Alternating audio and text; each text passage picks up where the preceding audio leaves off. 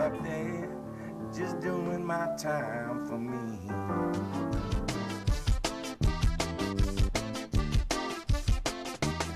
All over St. Louis, without New Orleans, everybody wants to dance with Evangeline.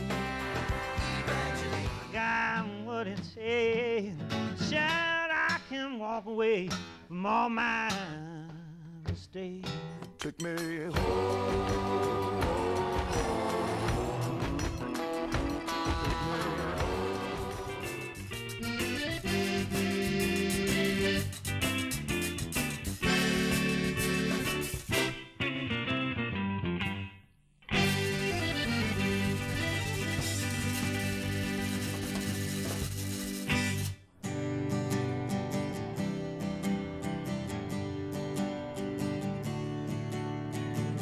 I've been living in the past since last July,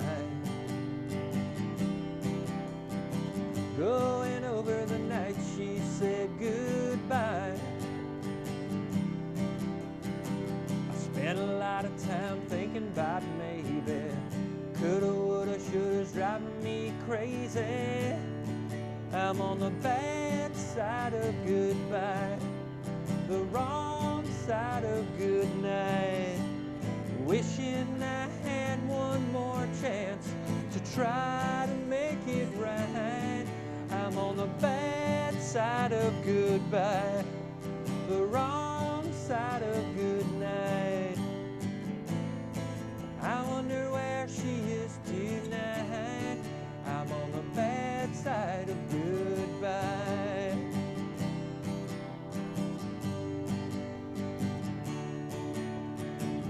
I was hoping she'd be open to a call or two, but it's always a recording I'm talking to. I spent a lot of time thinking about maybe coulda, woulda, shoulda's driving me crazy. I'm on the bad side of goodbye, the wrong side of good night. Wishing I had one more chance to try to make it right. I'm on the bad side of goodbye, the wrong side of good night. I wonder where she is tonight. I'm on the bad side of goodbye.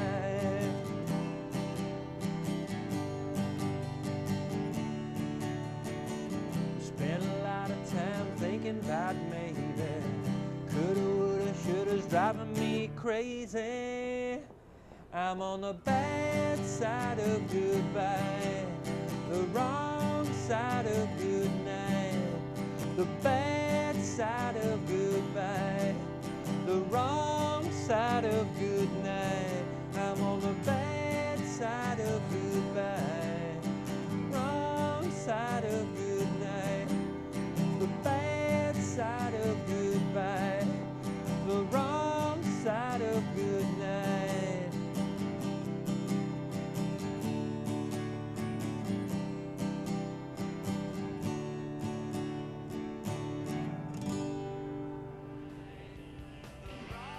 And it's just a little play on words that I thought, you know, there's a good side of goodbye if you're telling the other person goodbye, but it's the bad side if they're telling it to you.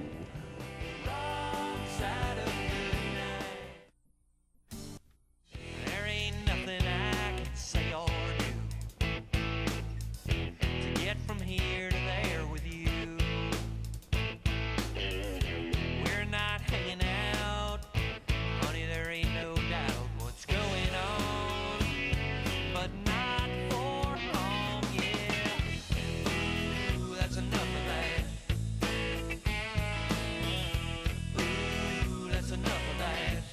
Yeah. Ooh, that's enough of that. Well, I've had enough of loving you.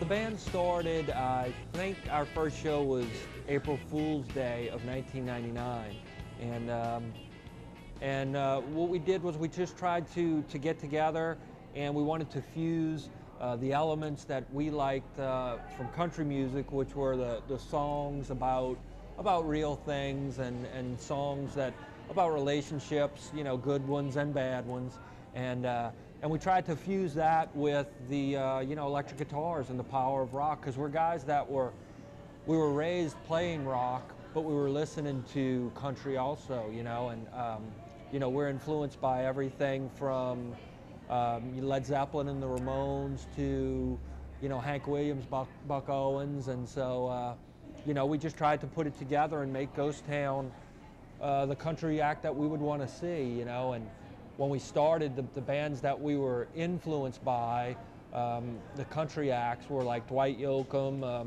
Derailers, Jason and the Scorchers, these bands that were kind of hard to define and to put your finger on, and so that we just started doing our own thing and writing our own songs, and we never try to tailor the songs a certain way or make them sound a certain way. We just say let them be what they are. We have the drummer Jeff O'Terry, guitar players George Nere, bass players Brian Broussard, and we're a basic four-piece, and I play an acoustic, and then we just have electric guitar, electric bass and drums, and four vocals.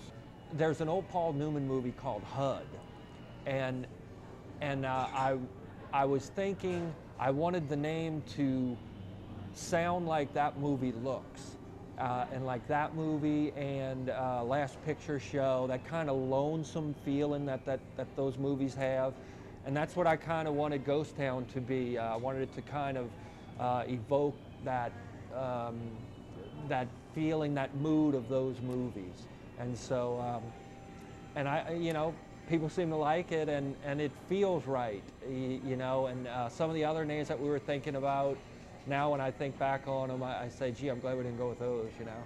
So once we said Ghost Town, everybody just said, yeah, that's it, and so that was it. We play a lot of fairs and festivals. We do a lot of opening sets for big country acts when they come through.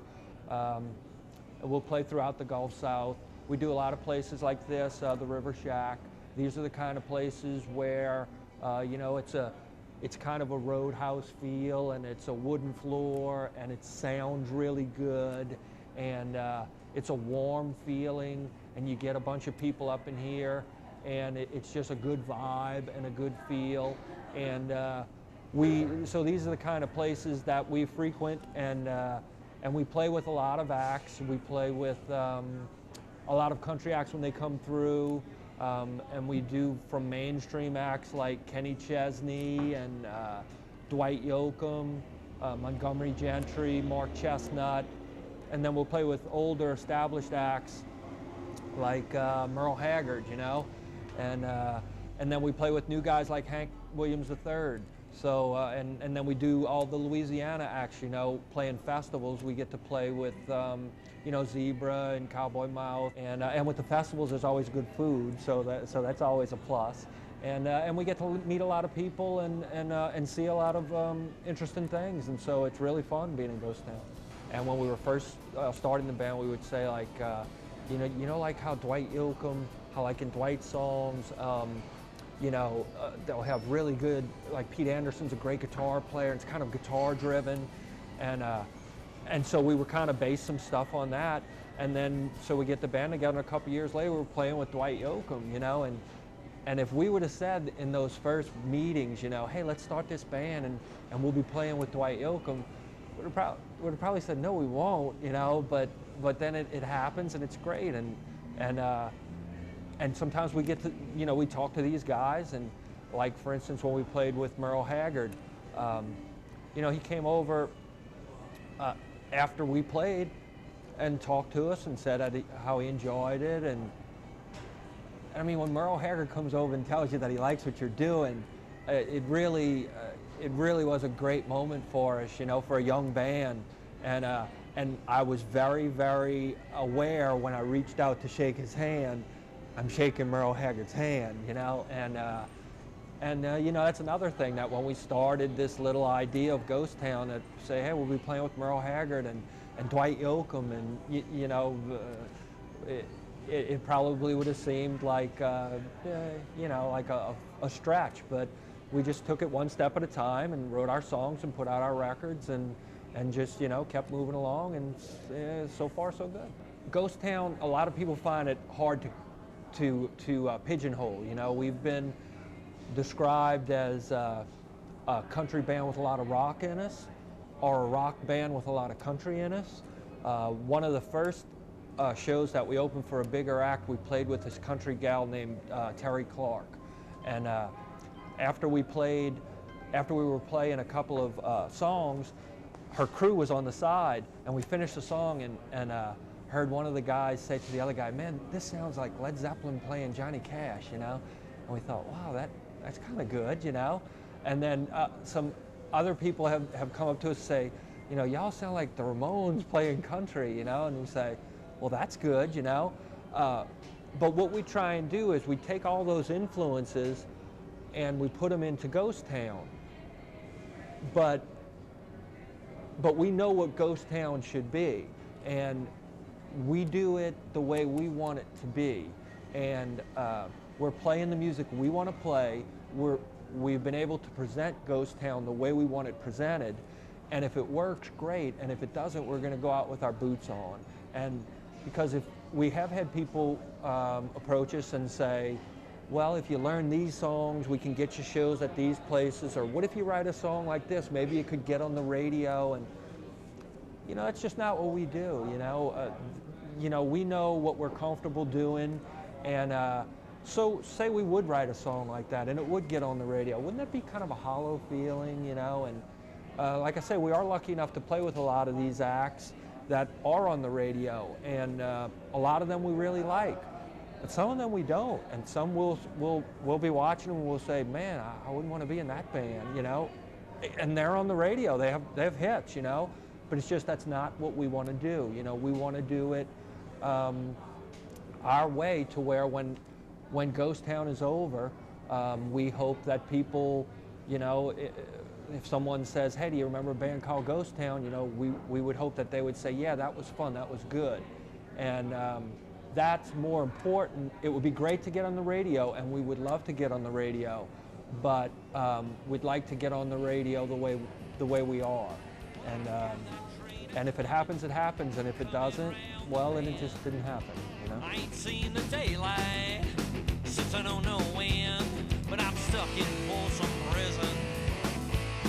I keep dragging on. This is the Louisiana Superstation, LCN. When I was living out in Los Angeles, when you say you're from Louisiana or New Orleans, it's like a magnet. You know, people really tell me about it. It has a great reputation. I think Louisiana has so much great music. It's like Lagniappe for us, you know, a little extra. You know, we get paid, we get good food, and we get to hear the great music. And if that's how you want it, that's how I want it too. I live in St. Tammany Parish, and there's a thing over there called Jammin' on the Trace, and we do it every year. I started off being a judge in it, and it's just a lot of young bands, and they have to play original material. And the first year I was really pleased to see how many gals and guys were out there playing guitars and writing their own songs. And a lot of people will say, well, you know, well, Christian, do they ask you for advice? Sometimes they do, but yeah, I ask them for their ideas just as much as they ask me. You know, you have to encourage new ideas. You know, if someone would have told Jimi Hendrix, stop doing that, you know, or if someone would have told Eddie Van Halen, hey, that doesn't sound like everything else, don't do it.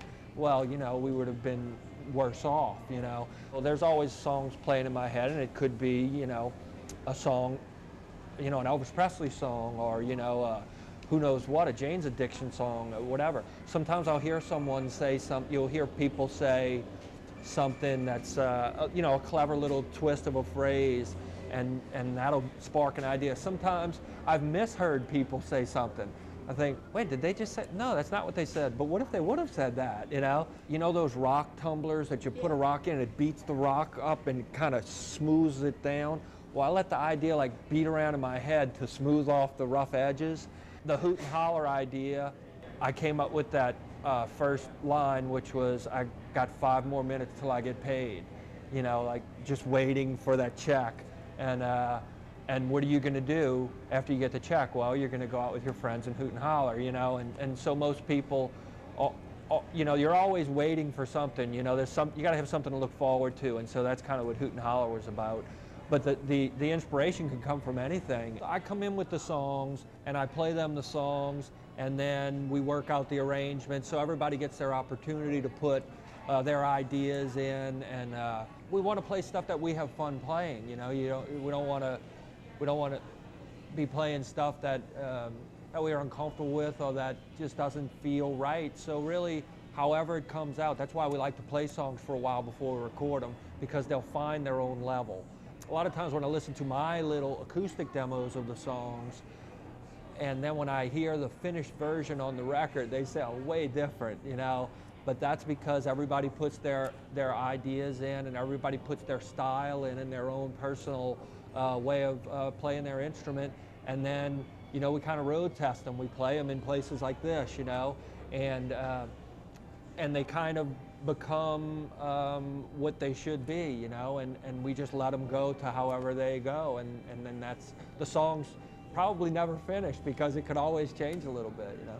I had an idea about, it was like a card playing idea, you know, how they'll say read 'em and weep, and so I was thinking about that, and about pairs and splits and read 'em and weep, and like a relationship ending, and then I just it kind of changed over from that to instead of reading the cards and weeping, like reading old letters from a person you were in a relationship with. So this one's called Read 'em and Weep.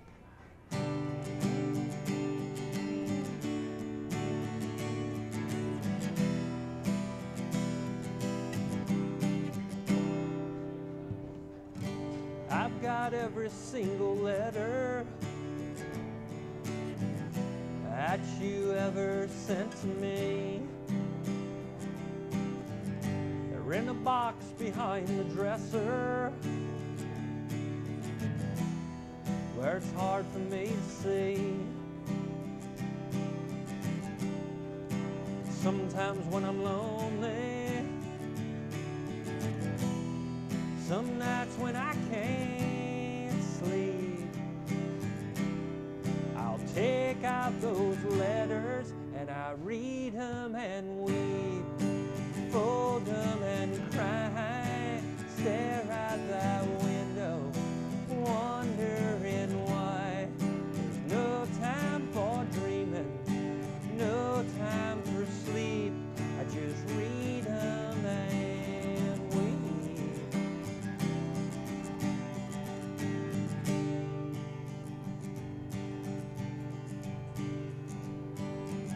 Well, I keep every single sentence written right across my heart, right beside the little memories from before we fell apart. Sometimes when I'm lonely, some nights when I can't sleep, I'll take out those letters and I read them and weep, fold them and cry, stare out that window, wondering why. There's no time for dreaming, no time for sleep, I just read them and weep,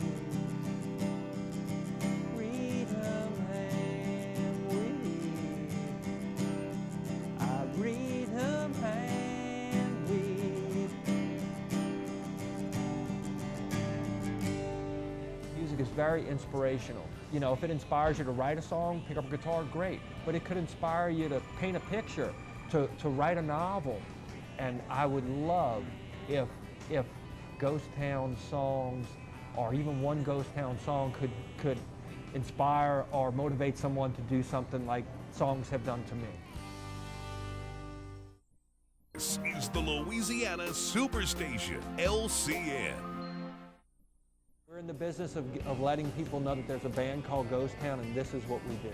And you know, doors open, come on in and enjoy it, you know, because the people that are here, you know, the people that are inside the Ghost Town thing are really liking it, and it's fun, and come on out and see it.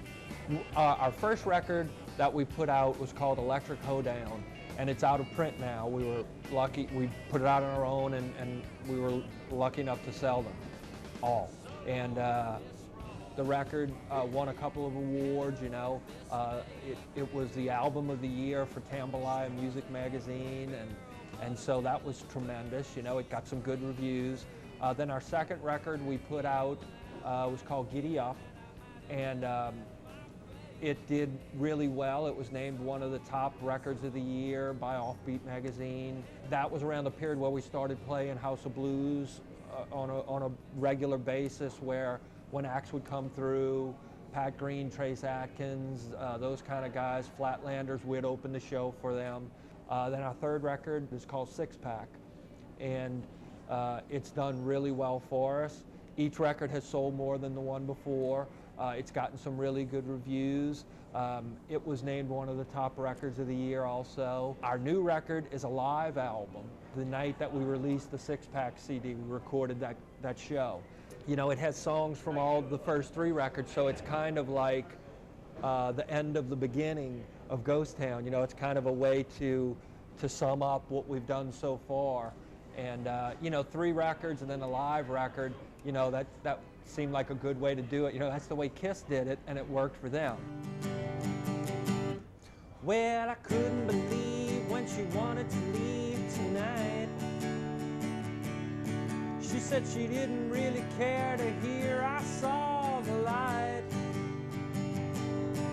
Well, and just about then, honey, you came in at last.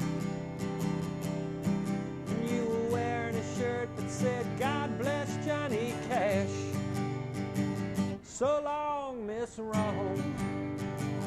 Hello, Miss Maybe. She was a heck of a girl, but I'm telling the world she's crazy. Yeah, well, I've got a feeling that I might have just met my baby. So long, Miss Wrong. Hello, Miss Maybe. Well, I've been around this one-horse town too long for me to blow another go on a woman I know is wrong. Well, we had a lot of fun, but I think we're done, you'll see. Because I might have found a girl who could understand Merle and me.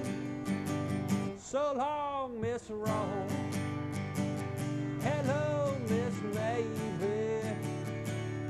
She was a heck of a girl,